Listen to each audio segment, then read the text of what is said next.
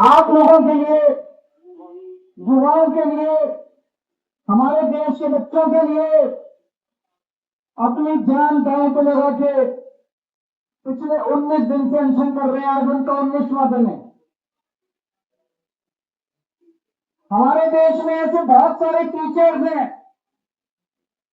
जो paper leak हुए, पेपरों में धांधली हुई, उन लोगों ने अपने शहर से आवाज उठाई, उनको गिरफ्तार कर लिया गया, उनको तरह तरह से टॉर्चर किया गया, उनके खिलाफ एफआईआर की गई। उन सब लोगों को मैं सलाम करता हूं। सोनम वांगचुक जी एक बहुत बड़े एजुकेशनिस्ट हैं। लद्दाख के लिए, देश के लिए उन्होंने पहले भी कई बार अनशन किए। जिस तरह से उन्होंने देश के लिए आज अपनी जान दांव को लगाई हुई है, उन्हें मैं सलाम करता हूं। दोस्तों, जितने कॉम्पिटिटिव एग्जाम होते हैं, जब कॉम्पिटिटिव एग्जाम बच्चा देने जाता है, वो कोई एग्जाम नहीं होता, वो उसके लिए एक सपना होता है। वो एग्जामिनेशन हॉल में घुसता है, उसे एक विश्वास होता है कि मैं अपनी मेहनत और अपने इंटेलिजेंस के बल पे अपना भविष्य बनाऊंगा। मैंने भी आईआईटी के पेपर दिए थे। आईआईटी के पेपर में सक्सेसफुल होकर मैं आईआईटी गया था, लेकिन उन दिनों में पेपर लीक नहीं होते थे। मैं सोच रहा था अगर पेपर लीक हो रहे हो तो उन दिनों में हो सकता है मेरा आईआईटी देने का कॉन्फिडेंस ही नहीं बनता। मेरे दोनों बच्चे आईआईटी से हैं। मेरे दोनों बच्चों के टाइम पे भी पेपर लीक नहीं होते थे। लेकिन आजकल जिस तरह से पेपर लीक होने लगे पिछले कुछ सालों से, वो जो कॉन्फिडेंस है बच्चे का कि अगर मैं मेहनत करूंगा, अगर बच्चा इंटेलिजेंट है तो मैं अमीरों के बच्चों को भी पीछे छोड़ दूंगा, आज वो कॉन्फिडेंस लड़खड़ाने लगा है। ये सही नहीं है। ये देश के लिए बहुत खतरनाक है। ये देश के लिए बहुत खतरनाक बात है। नीट का पेपर लीक हुआ, इन्होंने क्या किया? हर साल पेपर लीक हो रहे हैं। 2024 में जो पेपर लीक हुआ था, उसका जो मास्टरमाइंड था, उसको बेल दिला दी। ये अब सिस्टम बन गया। हर साल पेपर लीक होते हैं, कमेटी बैठती है, जांच होती है, एफआईआर होती है, गिरफ्तारी होती है, ए ले जाती है, और फिर अगले साल के पेपर लीक होने की फिर तैयारी शुरू हो जाती है।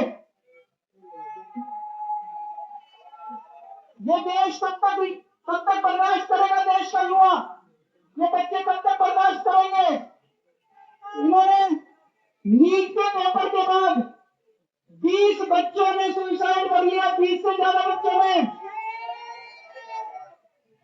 और इनको कोई अकल नहीं आई। इनके सर पे जूं नहीं रहती। जितने बच्चे सुसाइड कर रहे वो बच्चे हमारे थे, हम लोगों के घर के बच्चे थे वो, लेकिन इन्होंने कुछ नहीं किया। सीबीएसई में पूरा इवैल्यूएशन सिस्टम बनाया गया, इन्होंने उस कंपनी के खिलाफ एफआईआर भी नहीं की। गिरफ्तार करना तो दूर की बात है, उस कंपनी के खिलाफ एफआईआर भी नहीं की। इतने बड़े स्तर के ऊपर पूरे देश में आंदोलन चल रहा है, अभी भी इन्होंने कोई ऐसा सिस्टम चेंज नहीं किया कि अगली साल पेपर लीक नहीं होंगे, अगली साल पेपर फिर लीक होंगे। बिल्कुल सही बात। अगले साल बच्चे फिर मरेंगे, अगले साल हमारे बच्चे फिर आत्महत्या करेंगे। ये सिस्टम कब बदलेगा? इस सिस्टम को बदलना पड़ेगा। आज जब मैं यहाँ आ रहा था, मैं यही सोच रहा था, यही जंतर मंतर था। 4 अप्रैल 2011 का दिन था। यहाँ पे अन्ना हजारे बैठे हुए थे, यहाँ पे सामने अन्ना हजारे भी बैठे हुए थे। उस वक्त की सरकार को भी बड़ा अहंकार था। 3 साल के बाद वो सरकार नहीं बची, अपने अहंकार की वजह से डूब गई। आज 2026 है। मैं इन लोगों को कहना चाहता हूं, युवाओं की बात सुन लो। कॉकरोच आंदोलन की बात सुन लो, सोनम वांगचुक की बात सुन लो, नहीं तो आज से 3 साल बाद आपका भी वही हश्र होगा जो 2014 ये भी अभी अहंकार में डूबे हुए हैं बहुत ज्यादा, इनको भी अकल नहीं आ रही, ये भी बहुत ज्यादा अहंकार में डूबे हुए हैं। अंत में एक प्रपोजल देना चाहता हूं, आप लोगों से सहमति चाहता हूं। मैं धर्मेंद्र प्रधान को तो इस्तीफा देना चाहिए, लेकिन सोनम वांगचुक को देश का एजुकेशन मिनिस्टर बनाना चाहिए।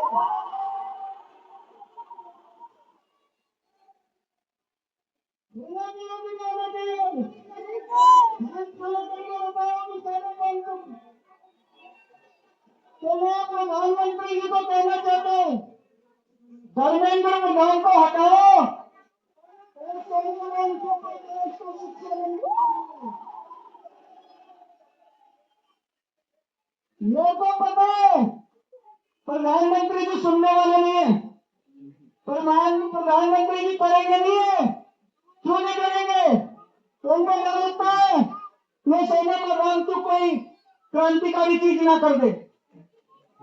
और दोस्तों मैं आपसे पूछना चाहता हूं, आज जितनी शिक्षा व्यवस्था सड़ रही है, जितनी खराब हो रही है, उसमें हमें क्रांतिकारी कदम ही चाहिए। बिना क्रांति के शिक्षा व्यवस्था ठीक नहीं होने वाली।